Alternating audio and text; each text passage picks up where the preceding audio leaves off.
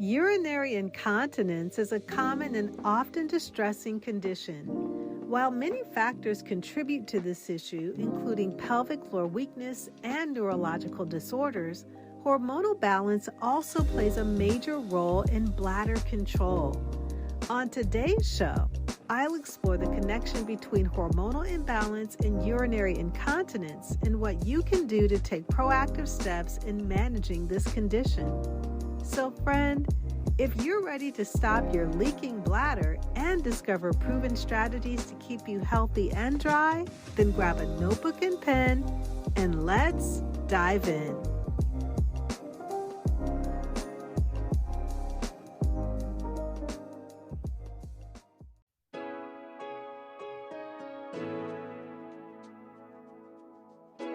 Hey friend, welcome to Integrative Medicine for Energy and Health. Are you struggling with low energy, excessive weight, chronic fatigue, imbalanced hormones, or body aches and pains that are robbing you of enjoying life? If you're ready to take the guesswork out of living a healthier life, you're in the right place. Hi, I'm Rekishia. I'm a mom, honorably retired Air Force veteran, award-winning author, social worker, and Christian alternative medicine provider. For years, I tried improving my health through conventional medicine and nothing worked until I finally found a simple strategy that was easy and fun.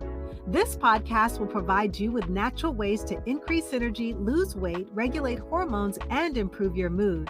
If you're ready to live, look, and feel better, grab your favorite cup of herbal tea and let's jump in.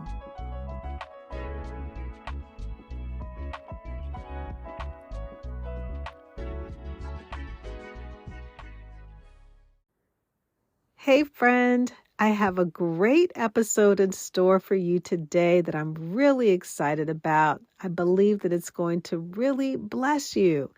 Today we're going to talk about 4 simple ways that you can overcome incontinence, aka overreactive or leaking bladder. And I can't wait to dive in.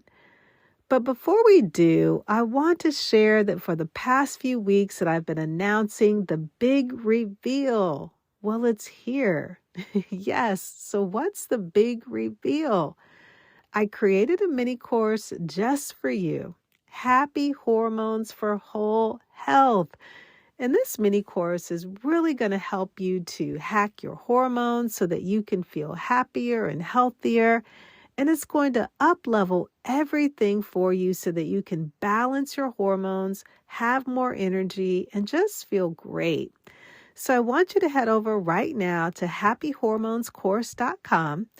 And the first 10 women that join during the month of April are going to get a free 30-minute consultation with me. That's happyhormonecourse.com. Okay, so now that we've made the announcement regarding the big reveal, let's get into today's show. Now, when it comes to bathroom habits, no one really wants to talk about this. Have you ever been out in public and then all of a sudden, out of nowhere, you have a sudden urge to go to the bathroom like really, really badly? I remember when this first started happening to me, I was looking around frantically thinking, where is the nearest ladies' room? And I noticed that anytime I drank something sugary or I had excess caffeine, that's when my bladder would become overreactive. And sometimes it can be really embarrassing, but the truth is that this is more common than you might think, because about 1/3 of women suffering from symptoms come from having an overactive bladder, also known as OAB, or an urge in incontinence. And so I noticed that when I was going through perimenopause that I started experiencing light leaks. And after speaking with other women, I found out that they were going through the same thing. And so in having those conversations, some of the responses that they got from their doctors were, your symptoms, they're normal because you've had children, you're aging, and this is just part of the process. Another thing that they were sharing is they just said, stay close to the bathroom. Well, we know that that doesn't work most of the time, because you barely make it in time when you do get to the bathroom. Or sometimes, one of the things that was a concern to me, if I would laugh, sneeze, or cough, that you would notice that there would be leakage there. Some women face anxiety or they struggle with depression because they can't seem to get relief. Some women feel self-conscious or embarrassed, even disconnected from their own body. And so with some of the things that the doctors were sharing, some of the things that women have been feeling. So what is stress urinary incontinence? Well, stress urinary incontinence, that's when there's an involuntary loss of urine whenever the bladder or the urethra or urinary tract is put under pressure or stress. And this happens when there's a weakening of the pelvic floor muscles and surrounding tissues that cause either a urethral shift or intrinsic sphincter deficiency, also known as ISD. This is when the sphincter doesn't seal off effectively at the bladder, which causes the leakage. Now, for me, I experienced both of these.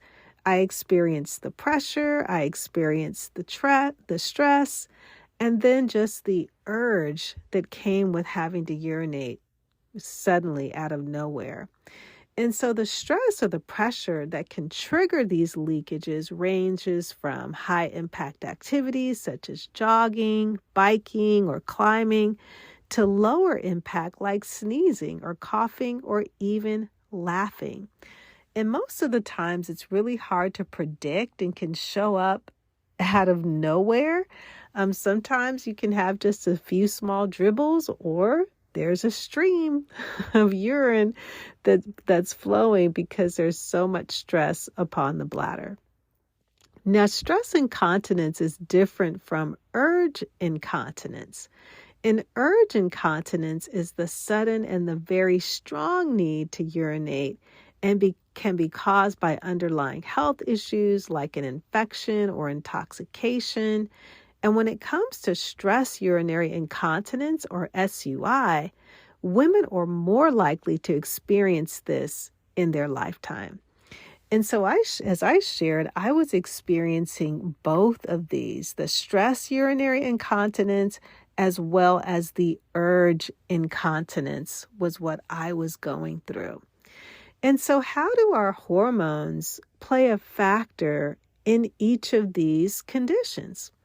Well, hormones such as estrogen and progesterone, these are essential in maintaining the health and the function of the urinary tract as well as our pelvic floor muscles. And changes in our hormone levels, particularly during key stages in life like pregnancy, childbirth, or menopause, and even during our menstrual cycles, can affect bladder control. And so I'll briefly cover each of these areas so that we can see how hormones play a factor. And so during pregnancy, hormonal fluctuations occur to support our baby's development. And these changes can weaken the pelvic floor muscles and increase pressure on the bladder. And this leads to urinary incontinence.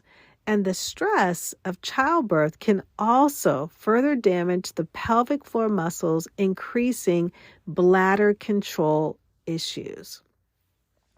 During menopause, this is another significant stage in our lives when hormonal changes occur. Our estrogen levels decline, which leads to thinning of the urethral lining and weakening of pelvic floor muscles. And as a result, women can experience urinary incontinence, particularly stress incontinence, which occurs when you're sneezing, you're coughing, or even exercising. Now, during the menstrual cycle, there are also hormonal imbalances that can affect bladder control. And I noticed an increased urinary frequency or urgency in the days leading up to my period because of changes in my estrogen as well as my progesterone levels. And so, what can you do to manage urinary incontinence? We have an idea of how it happens and why it happens, but what is the solution? Well, I'll share 4 simple ways to put your leaky bladder to rest and to help manage as well as alleviate those symptoms. And these are some of the things that I practice and even still practice in my life to help keep my bladder as well as my pelvic area strong. And so the first thing that I began to do is that I practice pelvic floor exercises. These are also known as Kegel exercises, and these exercises help strengthen the muscles that control our bladder function as well as improve urinary control. And one of the exercises that I practiced and still practice is called the ball squeeze with a bridge. And this is a very simple exercise that you can practice. You can lie on your back with your knees bent and your feet flat on the ground, and your spine is in a neutral position. And so what you want to do that while you're laying down in a comfortable position is you want to inhale to expand your rib cage, and you're going to feel your pelvic floor drop and lengthen towards the floor. Then you want to exhale, and perform your pelvic brace, meaning that you're squeezing a ball or a small pillow between your knees as you lift your hips up off the floor and up toward the ceiling. You want to inhale and hold this position at the top and exhale again and re-engage your pelvic brace as you return and lower down your hips to the start position. And you can do this 15 to 20 times, 3 times per week. Another thing that I did was incorporate Kegel weight exercises. There are actual weights that you can use to help regain your confidence concerning bladder control in just about 15 minutes a day. You can go to intimaterose.com, that's intimaterose.com, to explore Kegel weights. Tighter and stronger vaginal muscles help improve bladder control, enhance intimacy, help with easier labor, and faster childbirth recovery. And Kegel weights are easy to use. You can use them while you're showering, while you're doing your chores. You can track your progress with 6 weight sizes. These particular weights have videos that are included, training exercises. They're doctor designed and FDA cleared so that you can have peace of mind. The second thing that I did is that I ensured that I maintained a healthy weight, because excess weight can put pressure on your bladder and your pelvic floor muscles, which worsens urinary incontinence. And so maintaining a healthy weight through diet and exercise help alleviate those symptoms. And so I am intentional about working out 5 days a week to help maintain my weight, my upper body, as well as my lower body exercises. 2 days out of the week, I have my leg day. I have my upper body day. And then when I do my leg day, that's when I incorporate my Kegel exercises into that exercise as well. The third thing that I did is that I had to train my bladder. And so gradually increasing the intervals between bathroom visits helped me to train my bladder to hold urine for longer periods, to reduce that urgency and that frequency of going to the bathroom.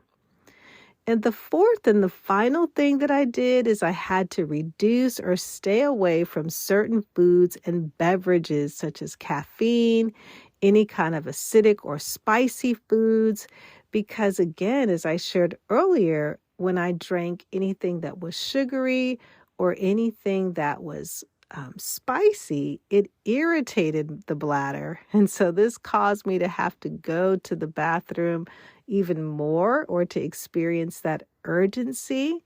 And so I had to limit or avoid certain foods because these were triggers.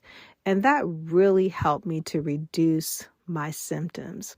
These 4 simple practices were highly beneficial in helping me to stop my leaky bladder. And I hope that you will incorporate them and that you find them to be beneficial to you as well, because it's the combination of these 4 things that help to strengthen my pelvic floor muscles, which supported my bladder, my uterus, and improve my overall health to stop and prevent urinary incontinence. And so I hope that you will incorporate them into your life so that you can experience results as well.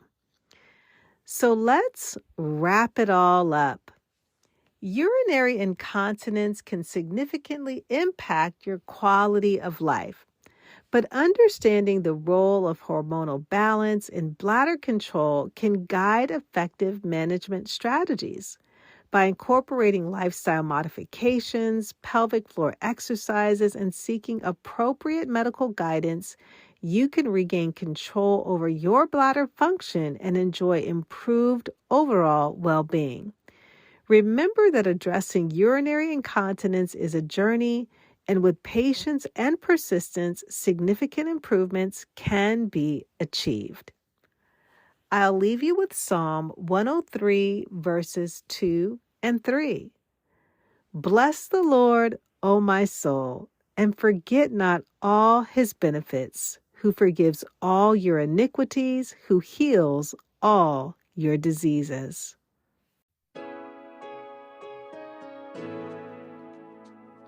Hey friend, I hope you enjoyed today's episode. If so, would you take 30 seconds and share it with a friend who may want to have more energy and improve their health naturally? Also, I would love it if you could leave a quick review for the show on Apple Podcasts. It blesses me tremendously to know that this podcast is helping you. Alrighty then, it's time to go make a protein shake and go for a hike. No more days of feeling tired and drained. I'll see you in a few days for another episode. God bless.